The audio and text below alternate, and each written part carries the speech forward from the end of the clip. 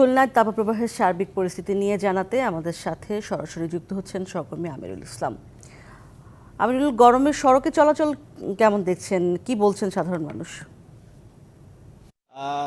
শহরে যাকে বলা যায় যে গরমের কারণে একদম হাঁসফাঁস অবস্থানে সাধারণ মানুষের একেবারে বলা যায় নিম্নআয়ের মানুষেরা শ্রম বিক্রির নানা প্রতিবন্ধকতা পড়ছেন তারা, এবং সাধারণ মানুষ বলা যায় যে বেলা বাড়ার সঙ্গে সঙ্গেই যে শহরের যে মানুষের অবস্থানটা বা মানুষের আনাগোনা কমতে থাকে, এবং বিভিন্ন শ্রেণী পেশার মানুষ বিশেষ করে পেশাজীবী এবং রাজনৈতিক সংগঠনগুলো রয়েছে তারা কিন্তু বিভিন্নভাবে তাদের যে গরমের উপকরণ নিয়ে সহযোগিতার এগিয়ে আসছে। আমরা কথা বলবো, এখানে রয়েছেন যে মহানগর বিএনপির পক্ষ থেকে এই স্থানটিতে যে শ্রমজীবী মানুষের মাঝে স্যালাইন এবং বিশুদ্ধ খাবার পানি বিতরণ চলছে।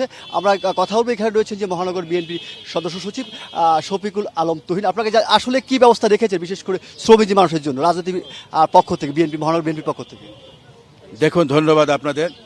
জনগণের রাজনৈতিক দল হিসাবে বিএনপি দেশনায়ক তারেক রহমানের নির্দেশনায় সারা বাংলাদেশে এই ভয়াবহ খরতাপের মধ্যে, যেখানে 43-44 ডিগ্রি সেলসিয়াস তাপমাত্রা ফিল লাইক হচ্ছে, অর্থাৎ অনুভব করছে মানুষ 50 ডিগ্রির উপরে, জলবায়ুর এই ব্যাপক পরিবর্তনের ফলে বিশেষ করে শ্রমজীবী মানুষ অনেক নিদারুণ কষ্টে আছে।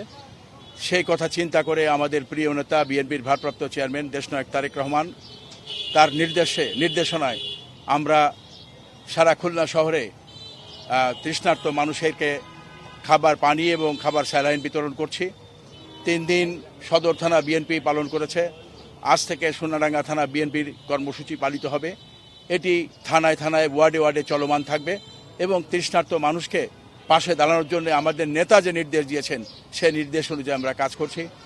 আপনাকে এ প্রসঙ্গে আরেকটু বলে রাখি যে এই যে জলবায়ুর পরিবর্তন, এই পরিবর্তনের জন্যে বিশ্ব যে জলবায়ু তহবিল থেকে 600 কোটি টাকা দেওয়া হয়েছিল, যে টাকা আওয়ামী লীগের নেতা মহিউদ্দিন খান আলমগীরের ফার্মার্স ব্যাংকে রাখা হয়েছিল, সেই টাকাটা এই সরকার লুপাট করেছে। গাছ যে বিভিন্ন জায়গায় গাছ লাগানো ছিল, জাহাঙ্গীরনগর বিশ্ববিদ্যালয়ে প্রচুর গাছ কাটা হয়েছে। প্রকৃতির এই যে নিদারুণ এই নির্মম পরিহাস বা নির্মম পরিণতি, এর জন্য এই ফ্যাসিস্ট জালেম ডামি সরকার দায়ী। এই জন্যে এই জলবায়ুর এই অবস্থার জন্য এই সরকার দায়ী। সরকার জনগণের পাশে নাই। মানুষ দ্রব্যমূল্যের চরম ঊর্ধ্বগতিতে, জনগণ আজকে চরম কষ্টে আছে। আজকে মানুষ, বিশেষ করে খেটে খাওয়া মানুষ অনেক বেশি কষ্টের মধ্যে আছে। তাদের পাশে বিএনপি ছিল, বিএনপি আছে, এবং দেশনায়ক তারেক রহমান তাদের পাশে থাকবেন। এবং যেমনটি বলছে, শুধুমাত্র বিএনপির পক্ষ থেকে না, মহানগর বা জেলা আওয়ামী লীগ পক্ষ থেকে বিভিন্ন স্থানে থেকে এই সুপ্রিয় পানীয় স্যালাইন বিতরণ কার্যক্রম চলছে, এবং এছাড়া অন্য অন্য পেশাজীবী সংগঠনের পক্ষ থেকে কার্যক্রম পরিচালনা করা হচ্ছে। এটা হচ্ছে সর্বশেষ অবস্থা। আমিরুল, ধন্যবাদ আপনাকে।